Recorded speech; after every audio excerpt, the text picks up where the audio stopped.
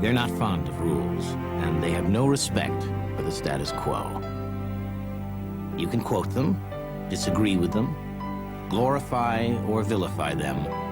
About the only thing you can't do is ignore them. Because they change things. They push the human race forward. And while some may see them as the crazy ones, we see genius. Because the people who are crazy enough to think they can change the world are the ones who do.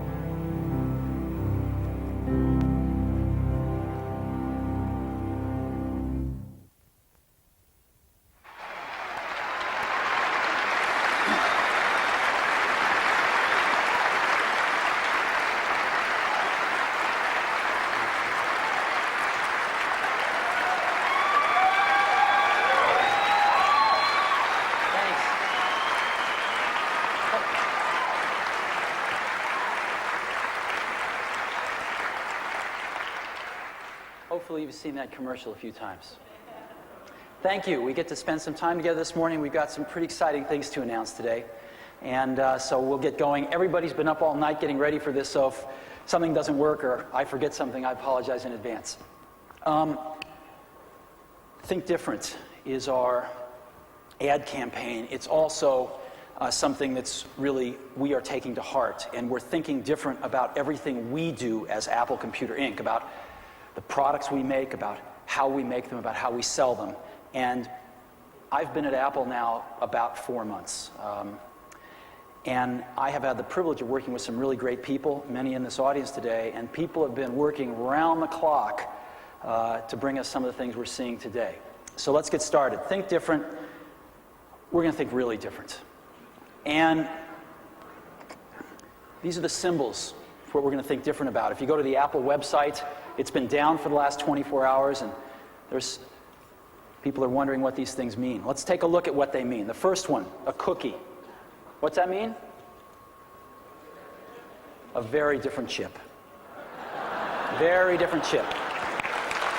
We are very pleased today to announce our very different chip, which is this thing. It is the PowerPC G3 processor. G3 means generation 3. It is the third generation PowerPC processor. And this processor has been developed by the partnership put in place several years ago by Motorola, Apple, and IBM. And contrary to what you may read, this partnership is alive and very healthy and is turning out some wonderfully sweet things. As a matter of fact, we're hitting sort of a sweet spot in the PowerPC in the next few years, especially compared with the Pentium. And so we've got this incredible new chip. This chip gets loaded onto a daughter board with cache memory.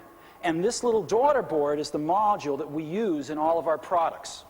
Now, this is not a normal cache memory. It's called a backside cache. And what a backside cache is, for those of you that are not familiar with it, is instead of putting the cache, the second level cache, on the same bus that you use to get to the PCI peripherals and the main memory, it's got its own separate bus.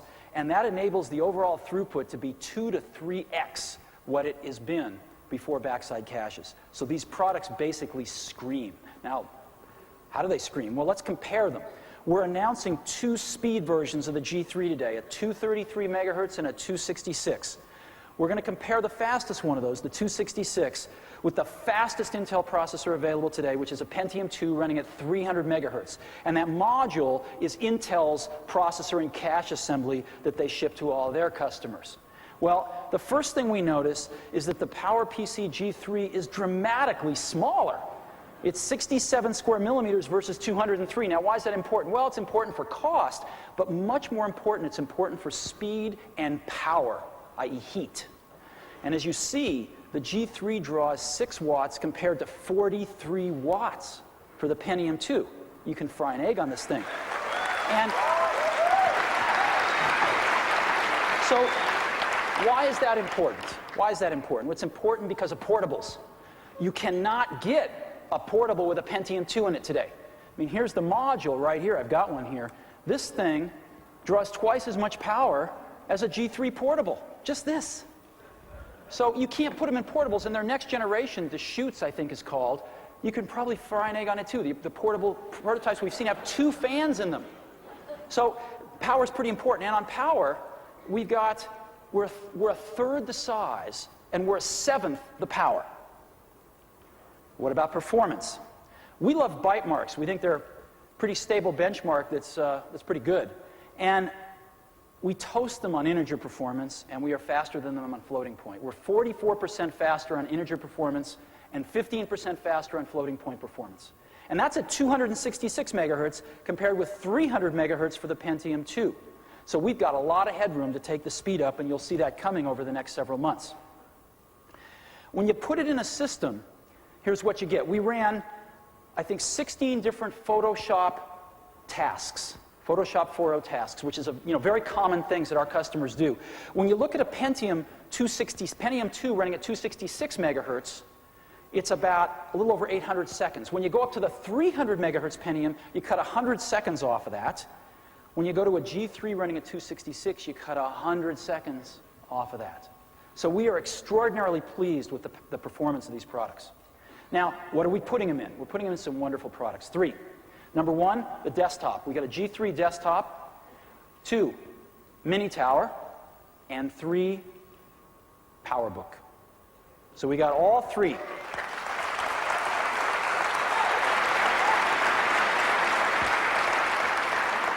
These products have been re-engineered from the ground up, and they've been re-engineered from the ground up to take the performance level that's only been available on our $5,000 and $6,000 products and bring it down into the sweet spot mid-range of our product line. And so these products start at $1,999.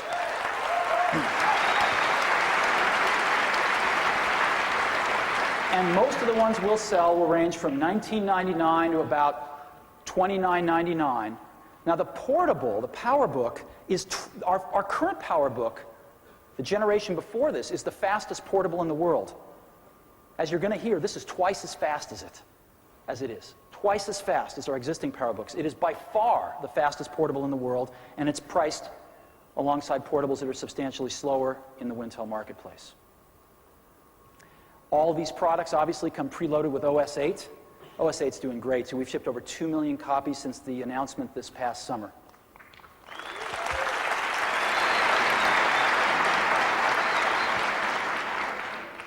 And we got some early units of the G3 product line to our developers. Microsoft, Macromedia, Adobe, Quark, and many others. And I wanted you to hear firsthand from some of these guys what they think of these products. So we made a little video, and if I could run the video now, that'd be great.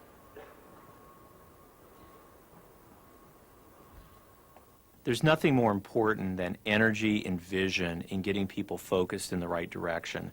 And I think the recent moves at Apple are focused on doing that. A new board of directors, more openness to third-party developers, bringing out new Macintosh systems that are focused on end-user customers in education and publishing, and bringing them out at price performance levels that are going to be attractive to customers. Most of the publishing industry has standardized on Macintosh.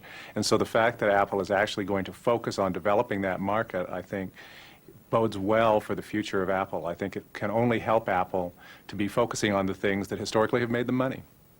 Focusing on really great products to solve customer problems has sort of been Apple's traditional value structure. Fundamentally, my entire development group are Macintosh users at heart. There isn't a person in the group that doesn't have a Mac at home as well as one on their desk. The reports that I've gotten from my engineers about the Power Mac G3 series is that it really outperforms in Photoshop any other machines that we've come across. First time we saw the product run on the G3 was outstanding. I mean, Internet Explorer literally screamed. We also have an opportunity to run pre-releases of Mac Office 98, and we're used to running it on 8500s, and it runs very well there. The performance on the G3 is pretty astonishing. We saw various kinds of publishing tasks done with freehand on the G3. They were blazingly fast. We saw beautiful multicolored animations done with Director on the G3, and again, the quality and the speed was just outstanding. Feature for feature, going down and benchmarking the machine, I think there are very few exceptions where the new G3 machines are not faster than anything we've seen.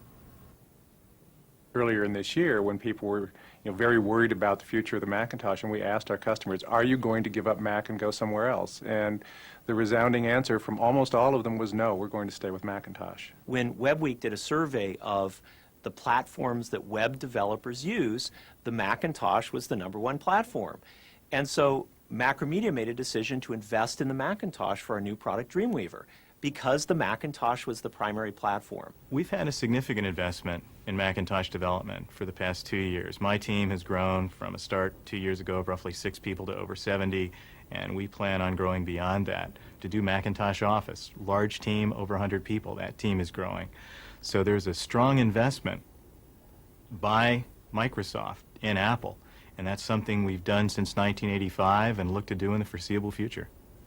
We're really excited about them getting in the market because they're more affordable, they're going to be accessible to a much wider audience, and we're always looking to expand the market for our tools.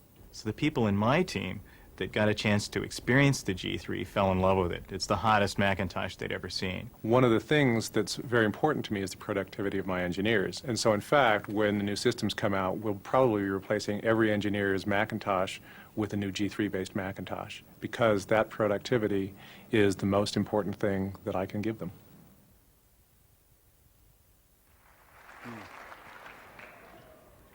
We've got some great developers, don't we? As I said, we are taking the performance that's even beyond the high end of our product line and moving it down into the center sweet spot of the highest volume machines we sell today. And now, let's show them to you. I'd like to invite Phil Schiller, who's our Vice President of Product Marketing, come out and take him for a spin. Phil?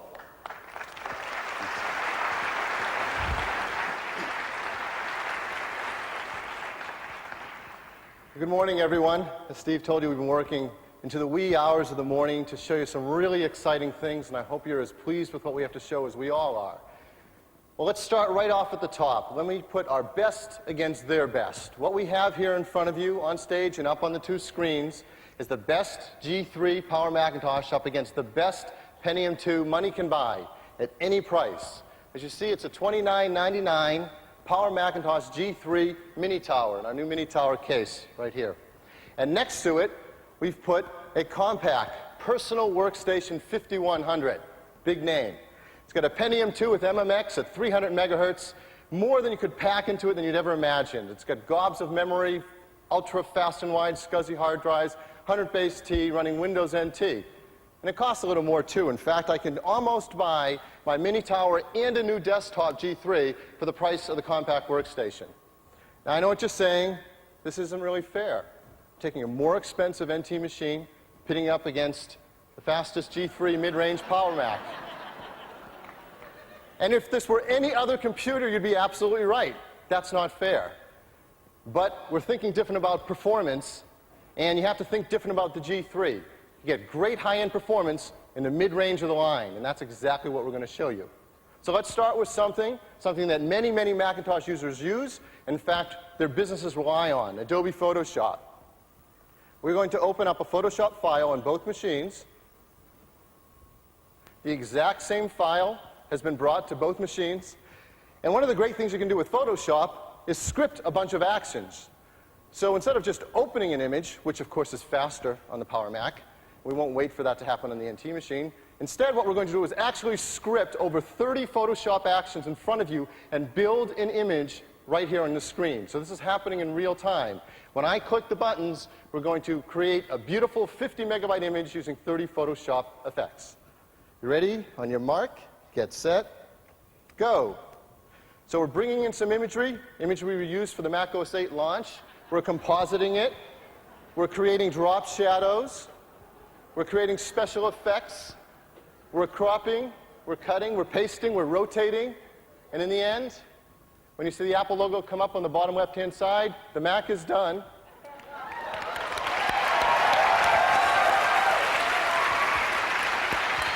And we're waiting. We're waiting. Any moment now, very soon, very soon. Here it comes. There you go. And let's hear it for the Windows NT machine.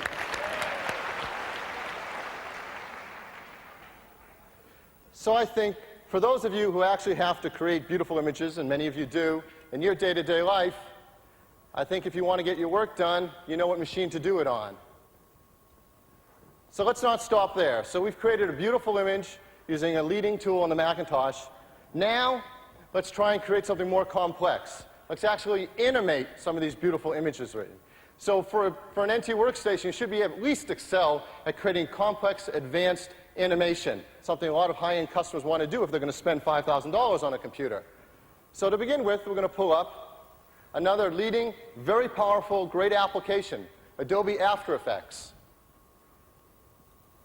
Again, we have After Effects on both machines.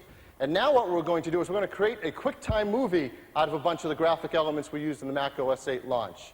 When I click the buttons, we're going to start to render frame by frame this very powerful high-end QuickTime movie.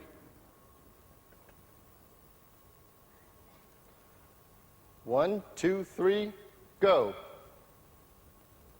So both machines have started. Close enough. We'll give them in golf, we'll give them a 10-stroke handicap. Now the Mac is ahead, and will continue to get ahead. Here we are rendering frame by frame, compositing the graphics.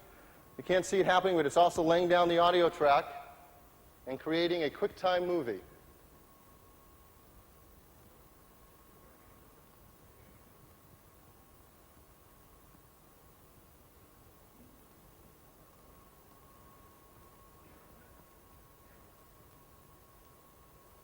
And we're almost done on the Mac.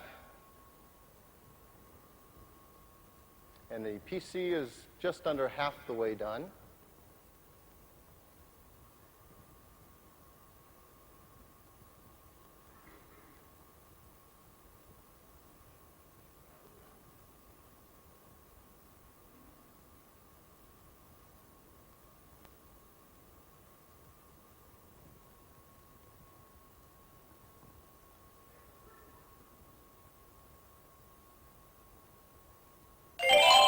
There, the Mac is done. In fact, we have enough time left on the Windows side to, why don't we go on the Mac to the Finder and open up the animation and play it for you. And here's one of my favorite things. We'll actually lap right past the Windows machine, playing it back. So we'll get to the point that the Windows is rendering where we're already playing back the animation. There, we've just passed it.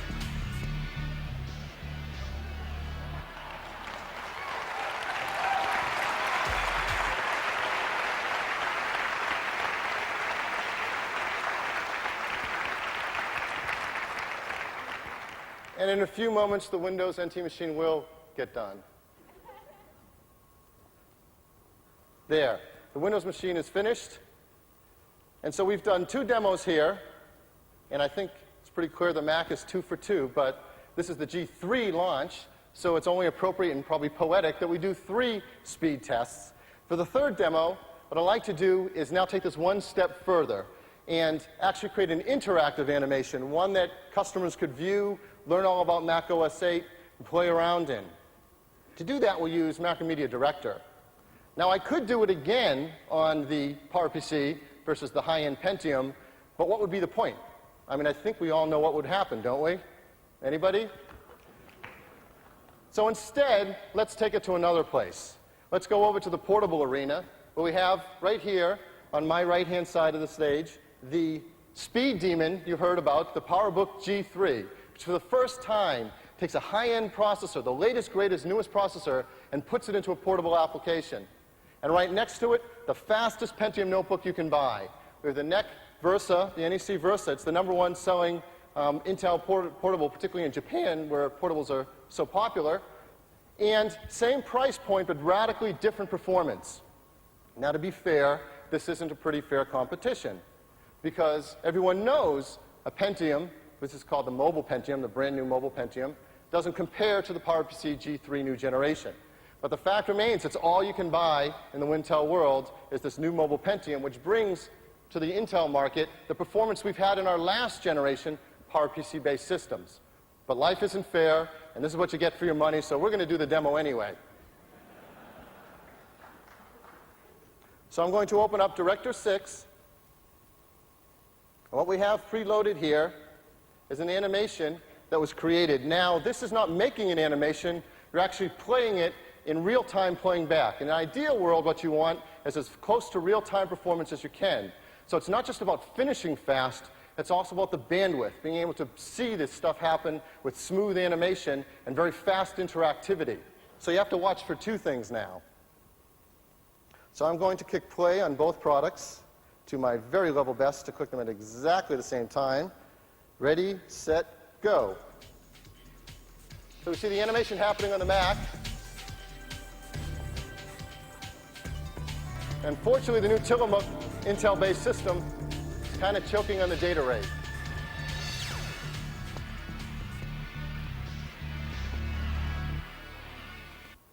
Now we're at the interactive part on the Mac, and the Windows machine will catch up in a moment. Accelerate. Mac OS 8 goes native with more PowerPC native code than ever. There, the PC is caught up. So as you see, in graphics, in animation, and in interactive multimedia, the PowerPC G3 systems and the new Power Macs have a tremendous performance advantage over anything there is at any amount of money in the Intel space. So I'd like to leave it on one last demo. That isn't so much performance demo side by side, but I think there's a lot of people out there who do the same tasks that many of us do every single day. And this is something we've heard a lot about, and I hope you appreciate that we have been listening and dealing with something that customers have asked for. So I'd like to go back to my desktop Power Macintosh and show you one last demo. It's the simplest thing, but sometimes the simplest things are the most impactful. I'm going to open up Microsoft Word. And for those who have had to wait, I think you might appreciate what the existing first version of Word does. There.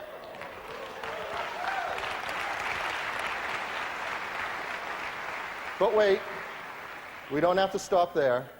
Let's open up Excel too. There.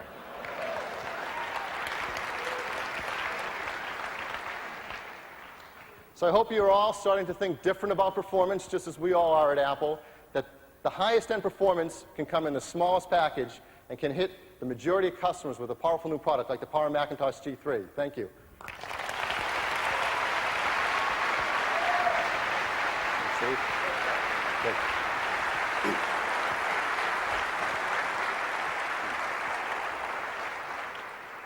All right.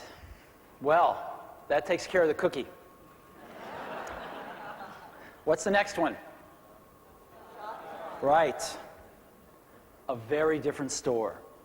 Before we get to the very different store, though, let's review the existing stores and how our customers have been buying our products, because we've been engaged for the last 4 months in a major tune-up in our existing distribution channels. So let's review how we get our products to our customers. The first way is education. We sell direct to education in this country, represents about half of our business in the United States, and we sell to over 7,000 education accounts through our direct sales force, right? Major channel for Apple, and that's doing great. Distributors.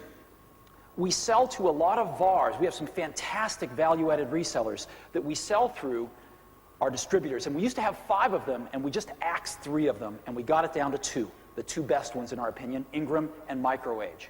And this allows us to better serve our VARs, to spend more time with these folks, to put more innovative programs in place, and those are the exact kind of things we're doing.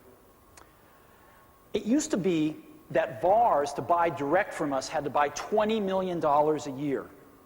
And what we've done is we've lowered that threshold to $2 million a year so that some of the larger VARs we can have a direct relationship with. And this doesn't tax us, since we already have a direct relationship with 7,000 education accounts anyway. What's another few hundred of our biggest VARs? And so that's starting to happen. And we're able to get product to them very quickly. We're able to get product to them at the most cost-effective way. And we are able to understand their sell-through instantly. Next are the regional resellers. These are terrific. They're all over the country, different regional chains. And around here, of course, we have Fry's and Micro Center as 2 great examples. They're both terrific. And we are focusing a lot on the regional resellers to again, enhance the buying experience of our products. But nowhere has the buying experience been as bad as the national resellers. I get a lot of email, and I've gotten over 1,000 emails by people telling me how bad the buying experience has been at some of these big national resellers. Machines not plugged in, nobody knowing how to demo them, salespeople talking the customer into Wintel machines. And so we are really starting to focus on the national resellers. And one of the things that we announced a week ago was a major new partnership with the biggest one, by far, CompUSA, over $6 billion reseller. They're the biggest, and we believe they're the best. And CompUSA and Apple used to have a very robust business together. Apple was the only vendor that was ever over 10% of CompUSA's sales. Clearly, we're under that now. And we're repartnering with CompUSA to deliver a much better buying experience for our customers. And one of the things we have done is to put an Apple store within each CompUSA store. The first one we pioneered locally here a few weeks ago in Pleasanton. And here's what it looks like. This is what it looks like inside a CompUSA. It is branded the same as our advertising. It has all of the Apple products that we offer in it, as well as software. One of the problems we got into is in a lot of these stores, they'd have two software sections, Mac and Windows. And all the stuff that ran on both was in the Windows software section. And so Mac customers would have a hard time finding it, and the delta would look staggeringly greater than it really is. So these stores have all of the Mac software, all of the Mac accessories, all of the Mac products, and there are special trained Mac specialists in these stores. Now, I'd like to take you all to Pleasanton to see these, to see this store, but we can't. So I've got something almost as good. We're going to do a guided tour in QuickTime VR. Now, when I first heard about QuickTime VR, months ago, I thought, oh, another crazy technology. Boy, is this cool. And this is a pretty good example of how it can be used. Okay. I am going to, let's see. Here we go. All right. This is QuickTime VR, and this is the outside of CompUSA in Pleasanton. We can check out where we might have parked here. We might have parked out there. Right? Oops, get back. Might have parked out in the parking lot here and walked around. So here we are, CompUSA, and we can go in. Let's go inside the store, and here's what it looks like. As you can see the Apple store within a store in the corner. Here's the rest of the store. Looks like a pretty typical place, except for the Apple store within a store. Look at that. Isn't that great? You can see it right from the place you walk in. And let's go ahead and go on in. And this is what it looks like up close, right? You can just, again, look around. See the carpet? It's pretty nice, actually, right? And so we can just, let's go ahead and see the System 8 boxes right there, right? And so let's go ahead and go right on in. And see these stands right here? Let's go take a look at one. Design and publishing, right? Here we are in the store. Now let's look around to where we just came in. You can see where we just came in. See these banners, the backs of the banners, all labeled with Apple? Right, there we go. That's where we just walked in. Here's some accessories right here, scanners and stuff, right in the store. Let's look the other way. All these different hardware accessories. And see that back wall of software right there? Big back wall of software. Here's something on design and publishing, right? Let's go back and look again here. Okay, here we go. Here's our PowerBooks here, right? Let's zoom in on those guys. There's all the PowerBooks right there. Here's home business. Here's all the software, right? Look at this. Look at System 8 right here. Let's just zoom in on System 8. Isn't that great? Pretty cool, huh? There we go. We can zoom way in. And then, look at all these Macs displayed right here. All of our Macs right here. All on a line. And if you look above them, we don't go that high, but you'll see all of our boxes up around there. And again, I think, personally, the rest of the store just doesn't compare.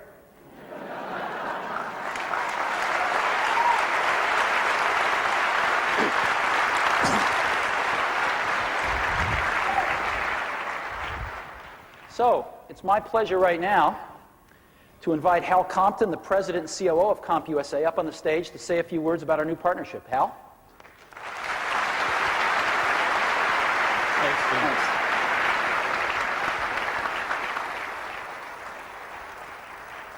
Thank you. At CompUSA, we're really excited about the new partnership with Apple, and it hasn't always been the case at CompUSA. We're excited about the product, the pricing, the management, and their strategic thought process going forward. And we're committed to make CompUSA America's Mac headquarters, a place where the buying experience is as good as the product. We're going to do 54 of these shops like that Steve just showed on TV, on his screen, before Thanksgiving. We're in the process of doing that right now.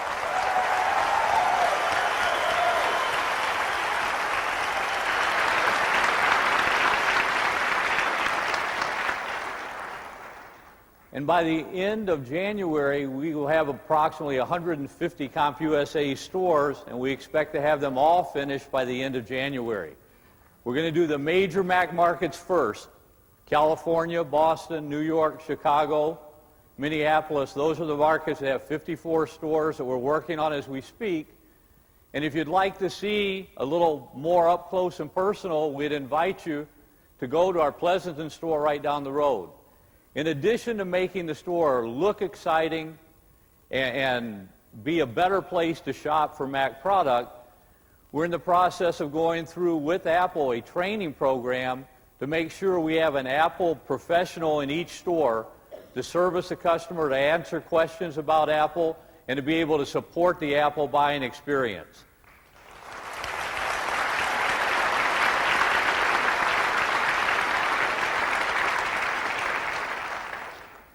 Steve, I heard Christmas is still on the calendar for the 25th of December. We expect it to be huge at CompUSA and for Apple. Thanks.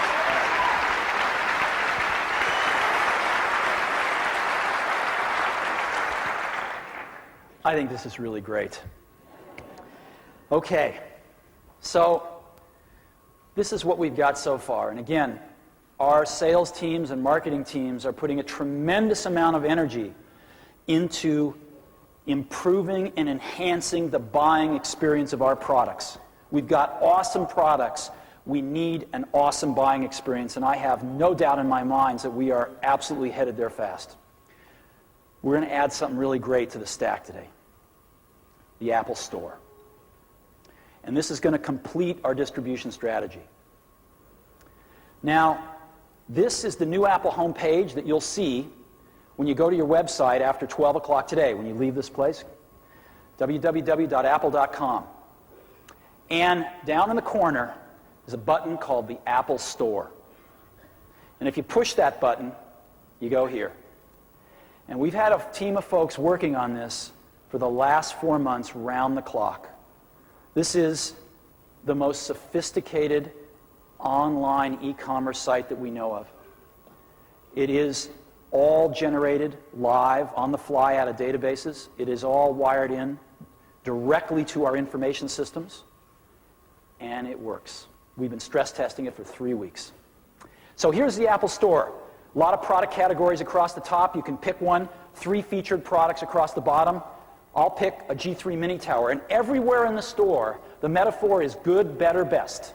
So if you want to buy a system, good, better, best, we'll configure 3 of them for you. But if our good or better or best isn't exactly what you want, you pick one of those, you're thrown in to build to order. And you can change anything you want.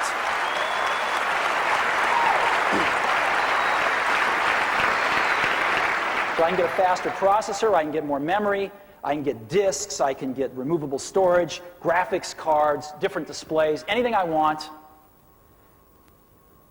I can pay for it with credit cards. I can have it shipped free with UPS. I can pay a little extra, have it shipped overnight by air. Anything I want in this store. And so what I'd like to do now, and we are live today. You can go order something the minute you leave here. In North America, we are live today. We are going to bring on our education customers and resellers by this coming spring. We are going to bring on Europe and Japan in local currencies by this coming spring. And we are going to add package software, a great variety of package software by this coming spring. So we've been working our tails off for the last 4 months. We ain't stopping. We know exactly where we're going with this. So, again, this completes our distribution strategy, and it gives us the best of both. If you look at us and you say, let's compare ourselves to Dell, who orders on the web? Who can order direct off telesales? Who has build to order? Dell and Apple, 1 for 1. On the other side of the channel, who has a very strong reseller channel? Who has a very strong VAR channel? Apple and Compaq, 1 for 1. Who has a really strong education channel? Apple stands alone. And so we believe this gives us the best of these two worlds together. What I'd love to do now is demonstrate the store for you. Okay. So, here's the new home page. I'm just going to go right to the store. I've got a data line right over to Apple right now, so we are all live. I hope this all works. And I can go browse stuff. I can go say, show me PowerBooks. And again, select a model here. I can take a look at software. Look at that. I've got System 8. I've got Apple Share. I've got QuickTime VR Authoring Studio. You could buy that and make a QuickTime VR of whatever you'd like I did with the store. HyperCard, etc. Displays and printers. Again, all of our printers and displays.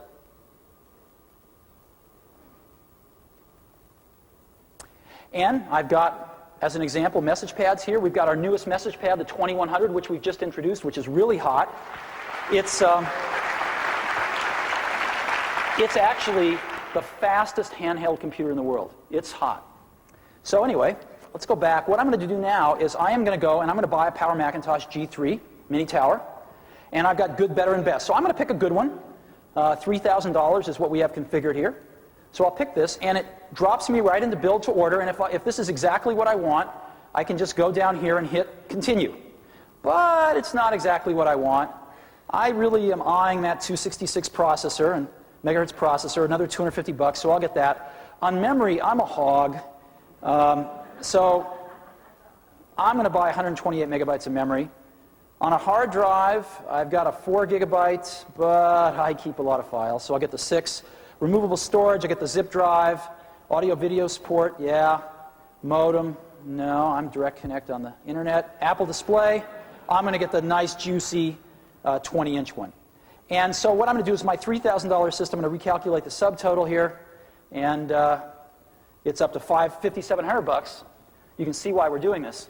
And so I'm going to continue. And it prompts me, do you want a printer? Do you want a printer? And sure, I'd like a printer. I'm going to just get the nice printer here. And, I'll go ahead and I'll add this to the order. So here's my order. I've got a $7,300 system. And it's a good day. I'm going to buy another one. So I have a spare. I got $14,000, and I'm going to go buy something else. Continue shopping here. I'm going to go buy one of these new hot message pads. They're very nice. So I'm going to buy the better one here for about $1,100. Great. I don't need any accessories. That's fine. And I'll add this to my order. So I'm up to about 15 grand here. That's enough. And, well, no, I'll get another one of these too. And okay, great. And let's check out. And so, how do I want to pay? I can perform this transaction over the internet, or by fax, or by mail, or by phone. I'm going to stick with the internet. And so I'm going to have to input some things here. Shipping method. I could pick airborne, but I think I'll stick with UPS. It's free. And I've got a Visa card here. And my card number, I'm going to type in 4226 1. This is an expired number. Okay, and set my expiration date. Now I got to type in some billing information. So I'll just type in my name.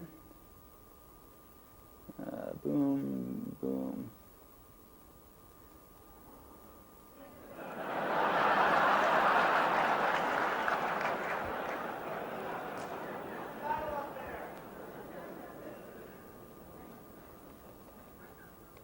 All right, let's see. Now I've got to type in an email address. Yes, if you type in your email address, what it does is it'll send you emails telling you when your system's shipped and everything like that. It's quite nice.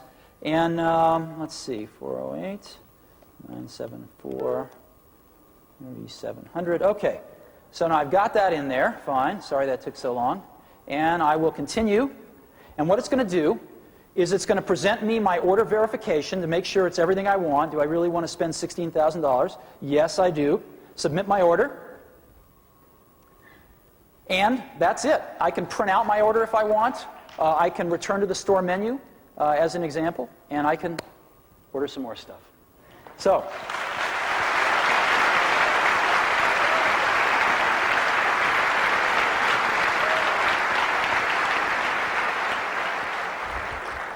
and I think this is going to be really hot. Not only can you order stuff, but more importantly, you can go on the website and just configure stuff to your heart's delight. And you can do this yourself so you don't take up the time of the salespeople at CompUSA and then just go down and buy what you want. Whether you buy from us, you buy from them, we don't care. What we care about is you get what you want. Now, that's the shopping cart. What's a screwdriver? A very different factory. If we're going to do this, let's do it right. So starting with our G3 products, every single product we build from here on out that comes in a variety of configurations is going to be build to order in our factories. That doesn't mean we build 20 configs and have a big warehouse and ship you the one you order. It means when you put in your order, that's when we build it, and we build it for you, exactly the way you want it. And this has some incredible advantages. I mean, we're going to be offering tons of choices. There's over 300 different configs of a G3 mini tower, as an example. And so if we had to have inventory for all that, we'd go nuts. I mean, you look at the different processor choices, memory choices, hard drive options, and that's what we want to offer our customers. We want an explosion of choice. And so build to order gives that dramatic increase in customer choice. It also means customers don't have to buy what they don't want. It means that we have instant availability of new configurations. So when we get a faster processor speed or a bigger hard drive, instantly it's available online. We don't have to wait the month or two for things to flow through the channels. And it's a dramatic simplification of Apple's inventory, which is known to be not so simple in the past. So we think this is a really big deal. And what I'd like to do now, we made a little video about this for you. I'd like to show you the video, if that's okay. So can we roll the video?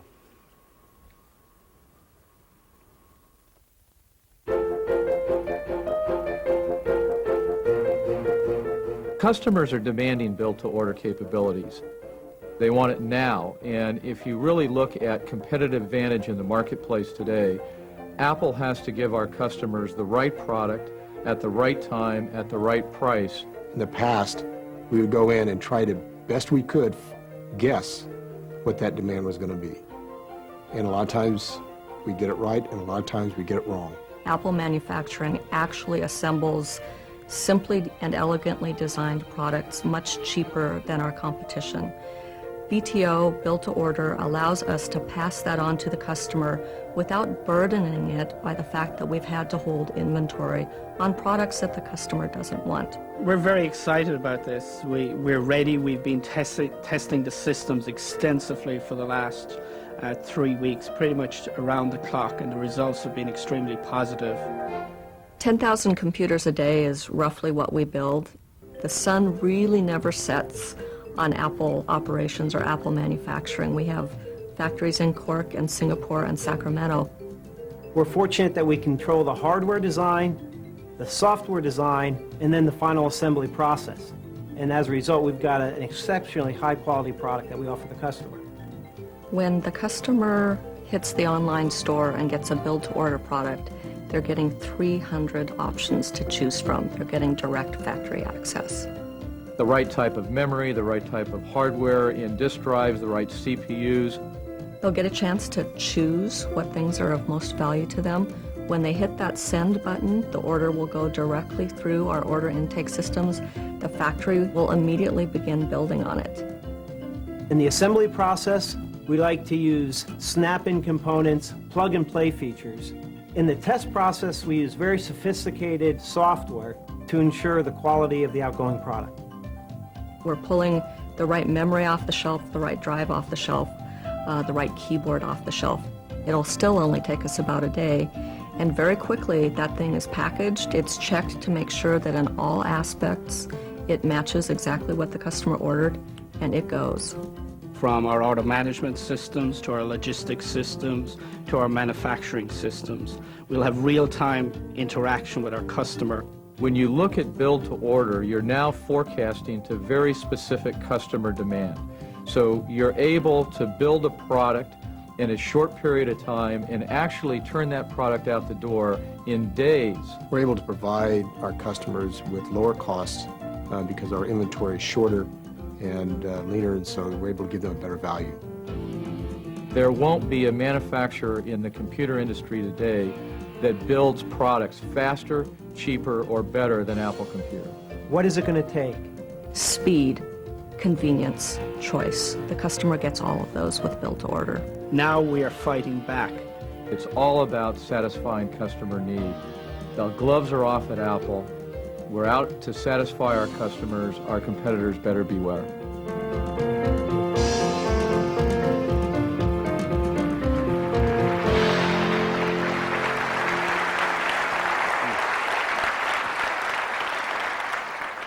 We've been busy the last 4 months.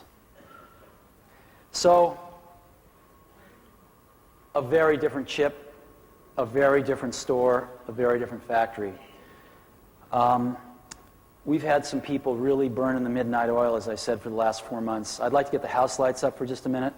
We got some of them here today, and I'd like you guys to stand up, please.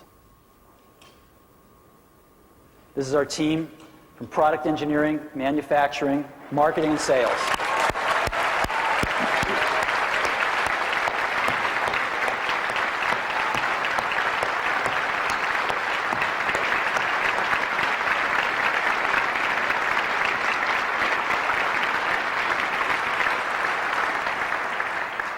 We are all really proud of you guys. So, whoa! What's Michael Dell doing here? What's Michael Dell doing here? Well, I'll tell you what Michael Dell's doing here. In 1996, Dell pioneered the online store. And Dell's online store has become, up to now, the standard of e-commerce sites. They've done phenomenal business. Well, in the sort of it's a small world department, I'll tell you a story. Dell actually came to Next to write their online store. And Next wrote it. We used web objects, and we used our people to actually write their store. And of course, as you know, Next is now part of Apple. And the people that wrote the Dell online store are Apple employees. And so we've been able to take that knowledge and technology and go much further with it. And so you would think, and of course we wrote the store, it was based on web objects. It was online from July 96 until just 2 months ago. And the sales during that time grew from nothing to an annual rate of over $750 million per year based on Dell's press releases. Now, 2 months ago, it was decommissioned in favor of a Microsoft software-based site for political reasons. It's a little slower, not as nice, but it's politically correct now. So, you would think that, you know, because of all this great work we did together, Michael would be really nice about everything, right? He'd be grateful. He'd be saying really wonderful things about us. And so when he was asked recently in early October what he would do if he were Apple's CEO, you know what he said? He said, I'd shut it down and give the money back to the shareholders. Now, I don't know about you, but I thought this was really rude. And I wasn't sure, so I looked it up. And sure enough, it was really rude. Now,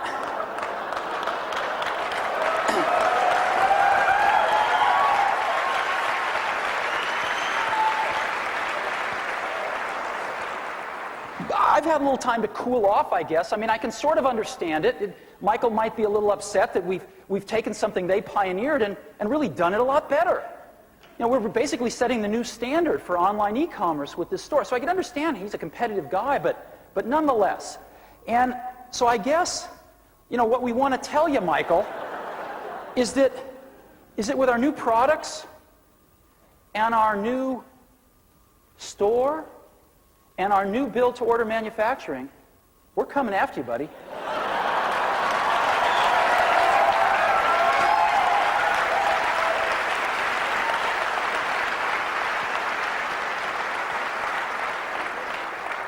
We have a plan in place that over the coming 12 months, we are going to be second in operations and logistics and the buying experience to nobody in this industry, including Dell. Now, you've all seen our ad campaign, I hope, right? You've seen these ads out there. We've made a special ad for Michael Dell. And it'll be running in January, and here's the print version. And we have a television version that it's about a 15-second spot. If you'd like to see it, I'll show it to you. You want to see it? Okay. Get the lights down. Let's go ahead and run the television spot.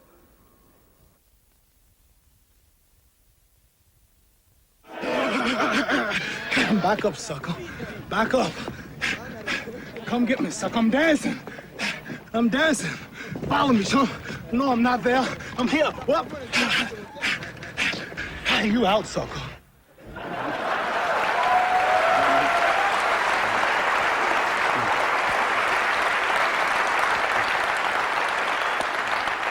You want to see it again? Let's run it one more time.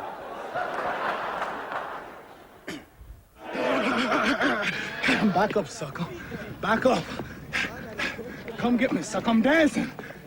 I'm dancing. Follow me, son. No, I'm not there. I'm here. What? Hey, you out, sucker.